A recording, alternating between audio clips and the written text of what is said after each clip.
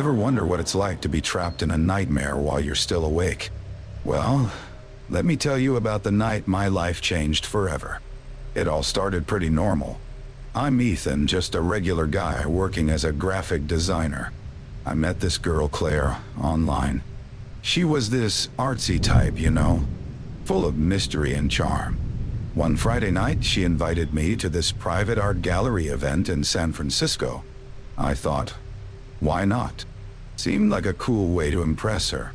We walked through this sleek, modern gallery with all these strange sculptures and paintings.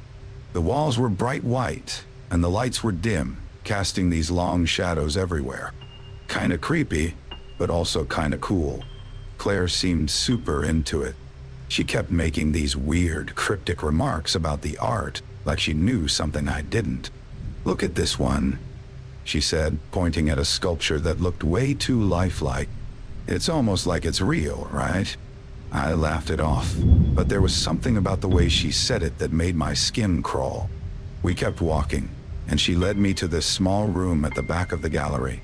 It was filled with even more bizarre sculptures, each one more grotesque than the last. I felt a chill run down my spine. Claire smiled at me, but it wasn't a warm smile. "Take a closer look, Ethan," she said, stepping back as I walked into the room. The next thing I knew, the door slammed shut behind me. I heard the click of the lock, and then silence. My heart started pounding. I banged on the door, shouting her name, but there was no answer. "Claire, this isn't funny. Let me out." No response. I was alone, surrounded by these eerie sculptures that seemed to watch me with their lifeless eyes. That's when I noticed the faint, cool draft coming from behind one of the sculptures. Something told me this was just the beginning of a nightmare I couldn't wake up from. I tried to stay calm, but it was hard. My mind was racing, and I couldn't figure out why Claire would lock me in here. I kept thinking it had to be some kind of joke, but the longer I stood there, the less funny it seemed. The room was cold, way colder than the rest of the gallery. The sculptures were arranged in a circle, almost like they were having some kind of twisted meeting. I noticed that they all had these expressions of pain and fear, their eyes wide open and their mouths frozen mid-scream. It was like they were trying to tell me something. I took a deep breath and started looking around for another way out. That's when I heard it, a faint whispering like a breeze passing through the room. It was so soft I thought I might be imagining things. But then it came again, a little louder this time. I backed away from the sculptures, my heart pounding. I had this weird feeling like I was being watched. Not by the sculptures, but by something else. I shook my head, trying to snap out of it. "Come on, Ethan. Get a grip," I muttered to myself. Just then, I noticed something odd. One of the sculptures seemed slightly out of place. It was a tall, twisted figure, its arms reaching out as if trying to grab me. Behind it, I saw a small seam in the wall. I walked over and ran my fingers along it. There was definitely a gap there. That's when I found the switch. It was hidden behind the sculpture's hand, almost like it was guarding it. I hesitated for a second, then flipped the switch. The wall creaked open, revealing a narrow, dark corridor. Every instinct in my body screamed at me to turn back, but I couldn't stay in that room. Taking a deep breath, I stepped into the corridor. The air was even colder in here, and I could barely see. The walls were lined with what looked like ancient carvings, strange symbols that seemed to glow faintly in the dark. I walked slowly, my footsteps echoing in the narrow space. The whispering sound followed me, growing louder and more distinct. It wasn't just random noise anymore. It was like voices, overlapping and murmuring just out of earshot. "Hello?" I called out, my voice trembling. No answer. Just the whispers and a growing sense of dread that I couldn't shake. I kept going, though, driven by a mix of curiosity and fear. I had to find out what was going on, even if every step took me deeper into the unknown. As I crept down the dark corridor, the whispering grew louder, almost like the voices were trying to warn me. Or maybe they were just mocking me. I couldn't tell. My mind was racing with questions. Why would Claire do this? Was she part of some weird cult? Was this some kind of twisted art project? None of it made sense. After what felt like forever, I saw a faint light up ahead. I quickened my pace, hoping it was an exit. The corridor opened into a larger room, dimly lit by flickering candles. The walls were covered with those same strange symbols, and the air was thick with the scent of burning wax and something else, something metallic. In the center of the room was a large table, and on it, a twisted figure. It was another sculpture, but this one was different. It looked fresh, like it hadn't fully hardened yet. And then I realized it wasn't a sculpture at all. It was a person, encased in some kind of hardening material. Their eyes were wide with terror, their mouth open in a silent scream. My stomach turned and I stumbled back, bumping into something soft. I spun around and found myself face to face with Claire. She was holding a large, rusty knife, her eyes wild and her smile even more twisted than before. "Claire, what the hell is going on?" I shouted, my voice echoing in the eerie chamber. She tilted her head, studying me like I was another piece of art. "Isn't it beautiful, Ethan? The perfect blend of life and art. You wouldn't understand. You're just an observer." I backed away, trying to keep my distance. "Let me out of here, Claire. This isn't funny anymore." She laughed, a cold, hollow sound that sent chills down my spine. "Funny? Do you think this is a joke? You're standing in the presence of true art. These people, they're part of something greater now. They've been immortalized." I glanced at the poor soul on the table, my heart pounding. "You're insane," I said, my voice shaking. "Let me out, or I swear I'll—" "You'll what?" she interrupted, stepping closer. "Call the cops? Tell them what exactly? That an artist locked you in a room with her masterpieces? They'll think you're the crazy one." She had a point. Who would believe me? I had to think fast. I noticed another door on the far side of the room, partially hidden by a heavy curtain. Maybe if I could distract her. I took a deep breath. "Claire, please," I said, trying to sound calm. "I don't want any trouble. Just let me go, and I won't tell anyone. I promise." She eyed me suspiciously, then shrugged. "Fine, but remember, Ethan, you're leaving behind something incredible. You could have been part of this." As she turned to open the door, I saw my chance. I grabbed a candle from a nearby sconce and hurled it at her. The flame caught her clothes, and she screamed, dropping the knife. I didn't wait to see what happened next. I bolted for the curtain, yanking it aside and bursting through the door behind it. I found myself in another corridor, this one lit by flickering, old-fashioned bulbs. The walls were lined with more sculptures, but these were different. They looked incomplete, like they were in the process of transforming. As I ran, I could hear Claire's screams turning to enraged shouts behind me. She was coming after me, and I knew I had to find a way out, fast. My heart was racing, my mind a whirlwind of fear and adrenaline. There had to be an exit somewhere. I just had to keep moving and hope I found it before Claire caught up with me. I ran through the corridor, my footsteps echoing off the walls. My heart was pounding, my breaths coming in ragged gasps. I could still hear Claire behind me, her shouts growing louder and more desperate. I needed to find a way out before she caught me. The corridor twisted and turned, leading me deeper into the bowels of the gallery. The air grew colder, and the whispering voices seemed to follow me, growing louder with every step. I rounded a corner and found myself in another room, this one even darker than the last. I paused to catch my breath, leaning against the wall. My mind was racing, trying to make sense of everything that had happened. Why had Claire done this? What was this place? I needed answers, but more than anything, I needed to get out of there. I noticed a small flickering light in the corner of the room. As I approached, I noticed that it was a candle placed on a small wooden table. Next to it was a journal, its pages filled with handwritten notes and sketches. I hesitated for a moment, then picked it up and started flipping through the pages. The journal was Claire's. It detailed her obsession with merging life and art, her belief that true beauty could only be achieved through the transformation of living beings into sculptures. The more I read, the more horrified I became. She had been planning this for years, luring people into her gallery and turning them into her masterpieces. Suddenly, I heard a noise behind me. I spun around, my heart leaping into my throat. It was Claire, her clothes still smoldering from the candle I had thrown at her. Her eyes were wild with rage, and she was holding the rusty knife again. "You shouldn't have done that, Ethan," she hissed, her voice low and menacing. "You've ruined everything."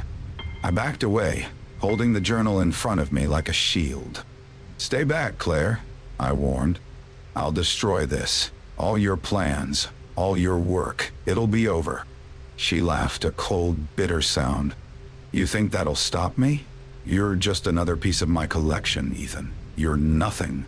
I glanced around the room, looking for an escape. My eyes fell on a small door in the corner, partially hidden by a heavy curtain. I took a deep breath and made a split-second decision. With a burst of adrenaline, I hurled the journal at Claire, distracting her for just a moment. Then I bolted for the door, yanking it open and diving through. I found myself in yet another corridor, this one narrower and darker than the last. I ran as fast as I could, my mind racing. The whispering voices were louder now, almost deafening. They seemed to be urging me forward, guiding me through the maze-like corridors. I rounded another corner and found myself in a small, dimly lit room. The room was empty, except for a single sculpture in the center. It was different from the others, more lifelike and detailed. As I approached, I realized with a jolt that it was a self-portrait of Claire. Her face was twisted in a grotesque expression of pain and fear, her eyes wide and staring. I heard Claire's footsteps behind me, and I knew I had to act fast. I noticed a small hatch in the floor, partially concealed by a rug. I yanked it open and climbed down, finding myself in a narrow tunnel. The walls were damp and cold, and the air was filled with the scent of mold and decay. I crawled through the tunnel, my heart pounding. The whispering voices were louder than ever, almost as if they were inside my head. I kept moving, driven by a mix of fear and determination. I had to get out of there, had to escape this nightmare. Finally, I saw a faint light ahead. I crawled faster, my hands and knees scraping against the rough floor. I emerged into another room, this one filled with strange, flickering light. I stumbled to my feet, my eyes adjusting to the dim light. I realized with a start that I was back in the gallery, but in a part I hadn't seen before. The walls were covered with more of Claire's sculptures, each one more grotesque than the last. I could hear her footsteps behind me growing closer. I spotted a door at the far end of the room and ran for it. I yanked it open and found myself outside, in the cold night air. I took a deep breath, my heart racing with relief. But as I looked around, I realized I wasn't safe yet. Claire was still behind me, and I had no idea where I was. The gallery loomed behind me, its windows dark and foreboding. I took off running, determined to put as much distance between myself and that nightmare as possible. The whispering voices faded, replaced by the sounds of the city. I had escaped, but I knew I would never be the same. I ran through the dark streets, my breath forming white clouds in the cold night air. The city was eerily quiet, the only sounds my footsteps and the distant hum of traffic. My mind was a whirlwind of fear and confusion.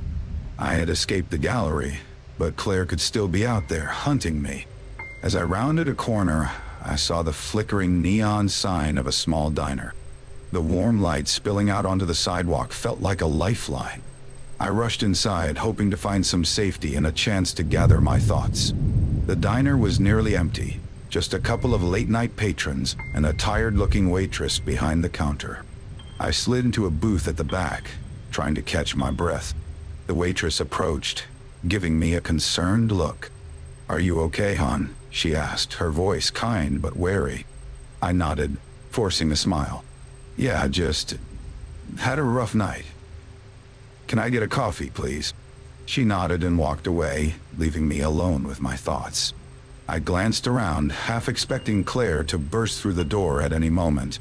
My mind was racing, trying to piece together what had happened. The journal, the sculptures, the whispering voices. It all seemed like a nightmare I couldn't wake up from. As I sipped my coffee, I noticed something strange. There was a man sitting at the counter, staring at me. He was dressed in a dark coat, his face partially hidden by a hat. His eyes were intense, almost as if he knew something about me. I looked away, trying to shake off the feeling of unease. Just then, my phone buzzed in my pocket. I pulled it out, relieved to see I had a signal again.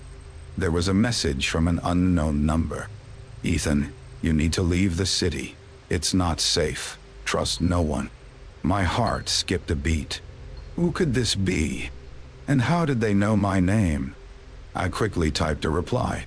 Who is this? What do you know? I waited, my eyes darting around the diner. The man at the counter was still watching me, his gaze unwavering. My phone buzzed again. I'm a friend. Claire isn't working alone. There are others. You need to get out before it's too late. Panic surged through me. This couldn't be happening. I glanced at the man at the counter again, wondering if he was part of this. Was he one of Claire's accomplices? I needed to get out of there, but where could I go? The waitress returned, refilling my coffee. You look like you've seen a ghost, she said, her eyes filled with concern. Are you sure you're okay? I nodded, trying to stay calm. Yeah, I just got some bad news. Thanks for the coffee. She smiled sympathetically and walked away. I glanced at the man at the counter one more time, then decided. I left some money on the table and slipped out of the diner, my heart pounding. Outside, the streets were dark and empty. I started walking, unsure of where to go. The message had said to leave the city, but how could I do that without knowing whom to trust? I felt like I was being watched, every shadow a potential threat. As I walked, I noticed a figure following me at a distance. My heart raced and I quickened my pace. The figure did the same. I turned a corner, hoping to lose them, but they were still there. Panic surged through me. I needed to find somewhere safe, somewhere I could think. I spotted a small, rundown motel up ahead. It wasn't much, but it was better than nothing. I ducked inside, praying the figure wouldn't follow. The receptionist barely looked up as I checked in, handing me a key with a bored expression. Once inside the room, I locked the door and collapsed onto the bed. My mind was racing, trying to make sense of everything. Who was the person messaging me? How did they know about Claire and her accomplices? And why was I being targeted? I pulled out my phone and checked the message again. There was one more text. Trust no one, Ethan. They're closer than you think. My blood ran cold. I had no idea whom to trust or where to go next. All I knew was that I was in over my head, and the nightmare was far from over. I lay on the motel bed, staring at the ceiling, my mind a tangled mess of fear and confusion. The events of the night played over and over in my head. Claire's twisted smile, the lifelike sculptures, the whispering voices. I could still hear them, faint and distant, like echoes in the back of my mind.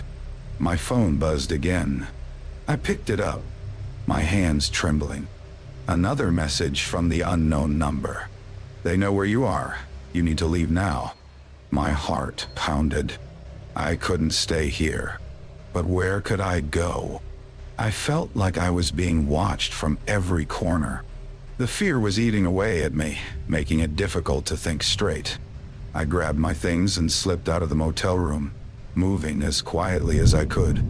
The night was eerily silent, the air thick with tension. I kept to the shadows, glancing over my shoulder every few steps. My mind was racing, my paranoia growing with every second. As I walked, I thought about Claire. How had she become so twisted? What drove her to turn people into living sculptures? And who were her accomplices? The questions gnawed at me, but I had no answers. All I knew was that I had to keep moving.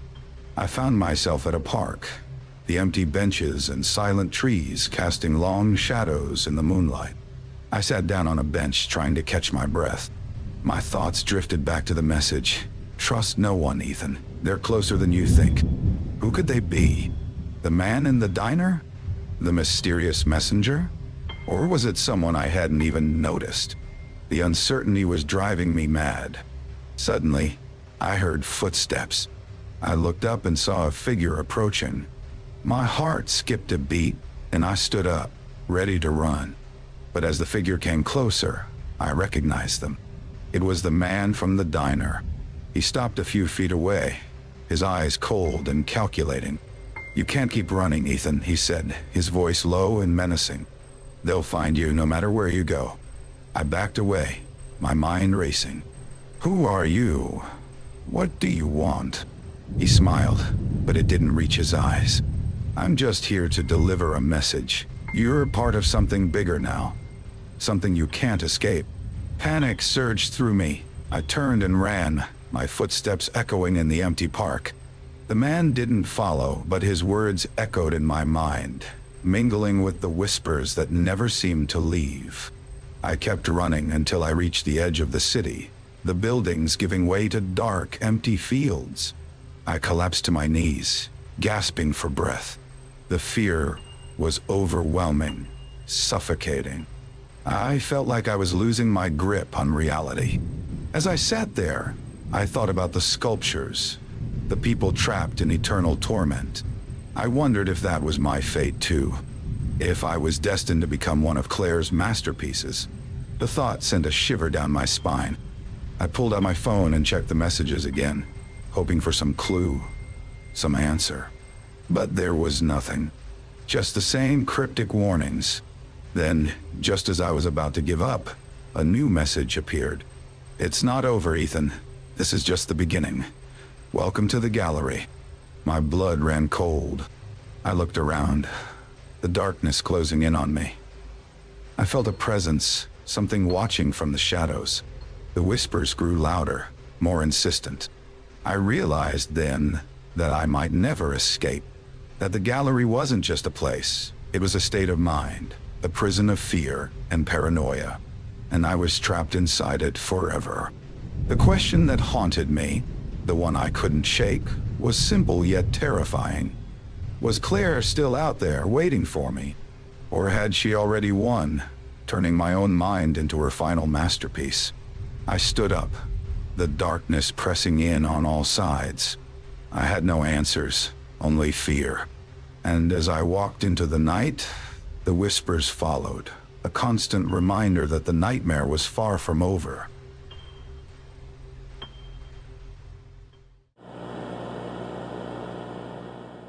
So, you want to know about the craziest night of my life? Well, it started pretty normal. I was on a business trip in New Orleans, and it was my last night in the city. I'd heard so much about the jazz scene down there, so I thought, why not check it out? I ended up at this lively jazz club on Bourbon Street. You could feel the music in your bones, you know. The trumpets, the saxophones, the crowd. It was all just electric. I was sitting at the bar, enjoying the vibe, when this woman, Elena, sat next to me. She was gorgeous and had this kind of mysterious air about her. We started chatting, bonding over our love for jazz. "Hey, let me buy you a drink," she said with a smile. "Sure, why not?" I replied, thinking it was just a friendly gesture. She ordered our drinks, and we kept talking. I turned for just a second to watch the band, and when I looked back, she was handing me my drink. From that moment, things started feeling off. I felt this weird sensation like someone was watching me, but I shook it off. I mean, it's a busy place, right?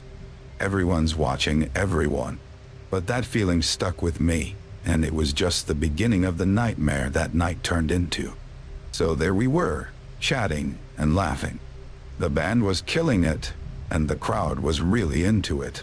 But as I took a sip of my drink, something felt off. My head started to feel light, and the room seemed to spin a bit. I figured it was just the strong drink, or maybe the long day catching up to me. "Elena, do you feel that?" I asked, trying to steady myself. She just smiled, her eyes glinting strangely in the dim light. "Feel what? Perhaps you just need some fresh air," she suggested. The more we talked, the weirder I felt. I noticed the bartender giving me a quick, concerned glance before looking away, like he knew something but didn't want to get involved. And then there were these shadows in the corners of the club, almost like they were moving on their own. But I blamed it on my dizziness. The music started to sound distorted, and the surrounding laughter seemed too loud, almost mocking. My instincts were screaming at me that something was seriously wrong. I remembered reading somewhere that you should trust your gut feelings, especially when they're telling you to get the hell out of somewhere. "Elena, I think I need to step outside for a bit," I said, trying to stand up without looking too freaked out. "Are you sure you're okay?" she asked, her voice sweet but with an edge that made me uneasy. "Yeah, I need some air," I insisted. I stumbled towards the exit, the room tilting and spinning. As I pushed through the crowd, I felt like every pair of eyes was on me, and the whispers seemed to follow me out the door. The warm, humid night air hit me, and I leaned against the wall, trying to clear my head. Little did I know, stepping outside was just the beginning of my real nightmare. Outside, the air was thick and humid, but at least it wasn't spinning like the room inside. I took a few deep breaths, trying to clear my head. The street was crowded with people having a good time, but everything felt off-kilter to me. I knew I had to get back to my hotel, but I didn't want to be rude to Elena, even though something about her now felt wrong. Just as I was about to head back in and make some excuse, Elena appeared at the door, looking concerned. "Mike, are you all right?" she asked, stepping closer. Her tone was soft, but her eyes had that same strange glint. "Yeah, just needed some air," I said, trying to sound casual.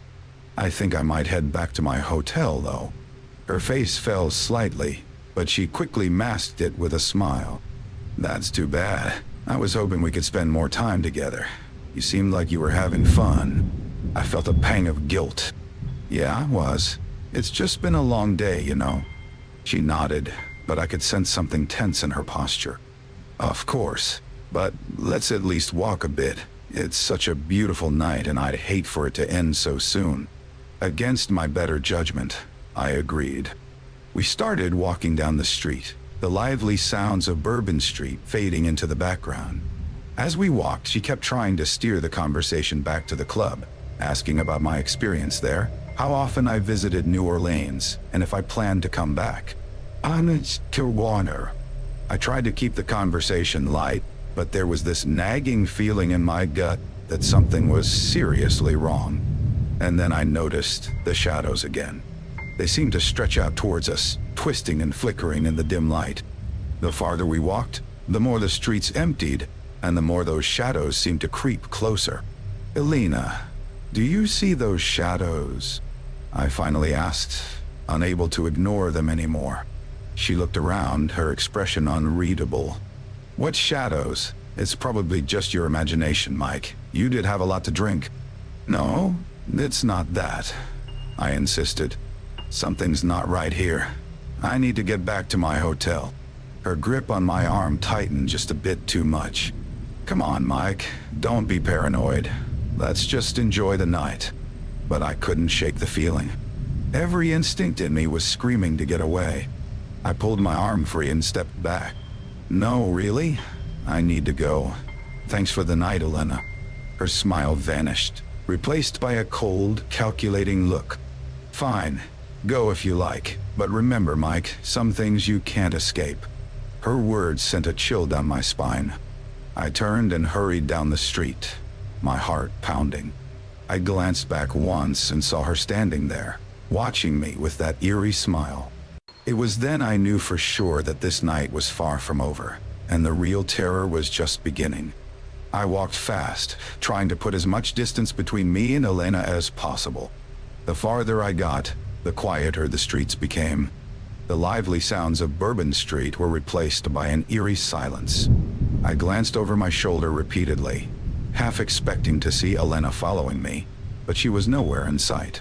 My head still felt fuzzy from whatever she'd put in my drink, but the fresh air was helping clear my thoughts. I just needed to get back to my hotel and lock the door behind me, but every step I took seemed to lead me deeper into the dark, deserted part of the city. I found myself in front of an old abandoned house. Its windows were boarded up, and the paint was peeling off the walls. The place looked like it had been for decades. I didn't want to go in, but the shadows were closing in around me. I needed to hide just for a moment until I felt steady enough to keep moving. Pushing the creaky door open, I stepped inside. The air was cold and musty. I could barely see anything, just the faint outlines of old furniture covered in dust. I moved through the room slowly, my footsteps echoing in the emptiness. In one of the rooms, I found a table with old photographs scattered across it. I picked one up and saw a picture of a family, smiling and happy. But there was something off about their eyes, like they were hollow, empty. I shivered and put the photo down. Suddenly, I heard a whisper behind me. "Mike." I spun around, but there was no one there. The hairs on the back of my neck stood up. I tried to convince myself it was just my mind playing tricks, but the feeling of being watched was stronger than ever. I moved to the next room, hoping to find a place to sit and catch my breath. That's when I saw it, the cellar door. It was slightly ajar, and cold air was wafting up from below. I knew I should stay away, but something drew me to it. I had to know what was down there. Taking a deep breath, I descended the stairs into the darkness. The air grew colder with each step. At the bottom, I found a small, cramped room filled with old, dusty boxes. Among them was an old journal. I picked it up and flipped through the pages. It belonged to someone named Thomas, and it detailed strange rituals and disappearances connected to the house. My heart pounded as I read about the cult that used this place to lure and sacrifice people. Just then, I heard footsteps upstairs. Heavy, deliberate footsteps. Someone was in the house with me. I closed the journal and backed into a corner, my eyes fixed on the cellar door. "Mike, come out, wherever you are," a voice sang. It was Elena. I felt a surge of panic but forced myself to stay quiet. The footsteps moved closer, then stopped right above the cellar. The door creaked open, and I saw Elena's silhouette at the top of the stairs. Her eyes were glowing with a malevolent light. "Found you," she whispered, starting to descend. I had no choice. I had to face her. My body tensed, ready for whatever horror awaited. I couldn't let her win, but the fear was overwhelming. This was it, the moment my nightmare truly began. Elena's steps were slow and deliberate as she descended into the cellar, each creak of the old wooden stairs echoing through the small, cramped space. I crouched behind a stack of dusty boxes, my heart pounding in my ears. The journal in my hands felt like a lifeline, its dark secrets now my only chance of survival. "Elena, what do you want from me?" I called out, trying to keep my voice steady. She paused, halfway down the stairs, and tilted her head, her eyes glinting in the dim light. "Mike, you stumbled into something you shouldn't have. It's nothing personal. We just need you for the ritual." I gripped the journal tighter, my mind racing. The pages had mentioned a ritual, but the details were hazy. Something about appeasing dark spirits that haunted the house. I needed more information, but there wasn't time. I had to keep her talking. "Ritual? What are you talking about? This is insane," I said, trying to buy time. She took another step down, smiling that eerie smile.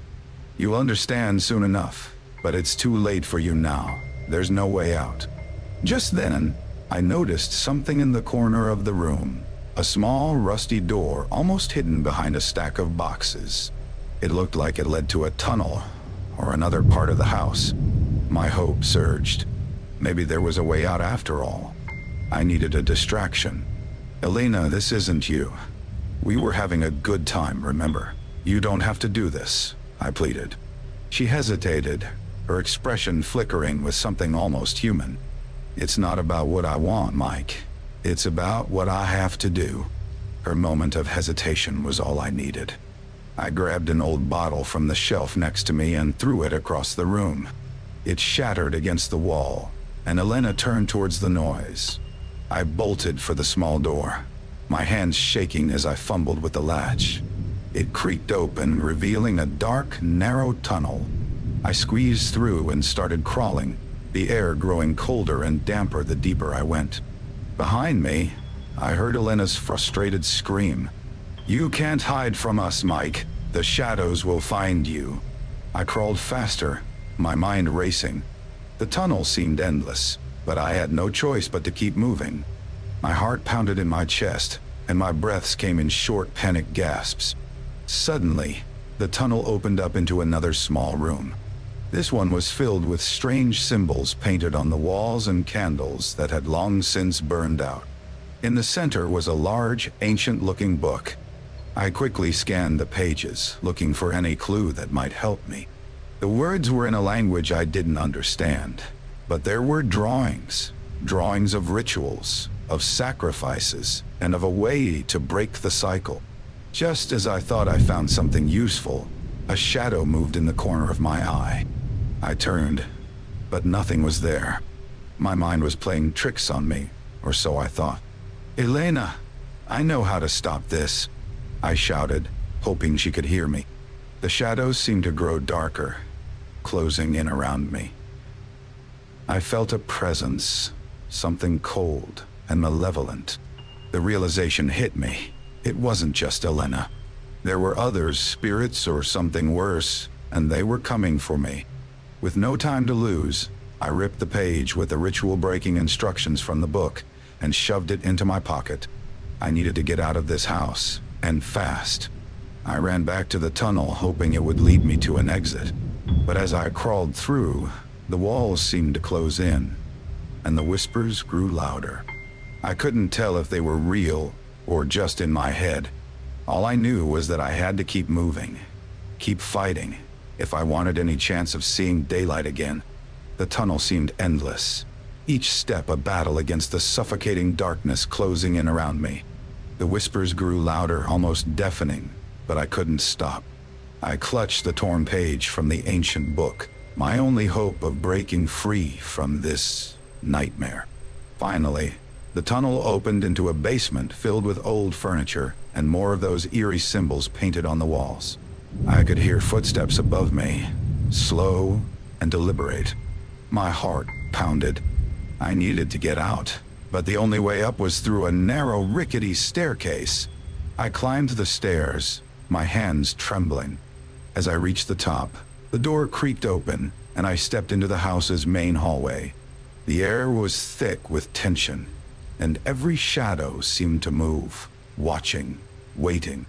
"Elena," I whispered, trying to keep my voice steady. "I know how to stop this. We don't have to do this." She stepped out from the shadows, her eyes now completely black, void of any humanity. "It's too late, Mike. The shadows are hungry." I held up the page, desperation in my voice. "This page, it says there's a way to end it. We don't have to feed them. We can break the cycle." Her expression flickered again. That moment of hesitation. What does it say? I quickly scanned the page, my mind racing. It says we need to burn the book, destroy their link to this world. It's the only way. For a second, I thought she might listen, that maybe we could end this together. But then the shadows surged around her, and her face twisted in agony. "You're lying. There's no escape." Before she could attack, I bolted for the door leading outside. I ran through the decrepit house, the shadows nipping at my heels, whispering promises of doom. I burst through the front door into the cold night air, the old book clutched tightly in my hands. I didn't stop running until I reached a nearby park. There, under a flickering streetlight, I gathered some old newspapers and set the book on top. With shaking hands, I struck a match and set the pile ablaze. The fire roared to life, and the book's pages curled and blackened, the shadows screeching in the distance. As the flames consumed the book, I felt a weight lift off my shoulders. The whispers faded, and the air seemed to clear. But I knew it wasn't over. The memories of that night would haunt me forever, the fear and the darkness always lurking at the edges of my mind. I stood there, watching the fire die down, my heart still racing. I had escaped, but the cost was my peace of mind. Every shadow, every dark corner would always remind me of that night. I would never look at the dark the same way again. Just as I thought it was over, I felt a cold breeze and heard a whisper, faint but unmistakable. "We'll be back, Mike. We're always watching." I shivered, the chill running down my spine. I had escaped the shadows for now, but deep down, I knew they were never truly gone. They would always be there, lurking, waiting, and the question that would haunt me forever: how long before they come for me again?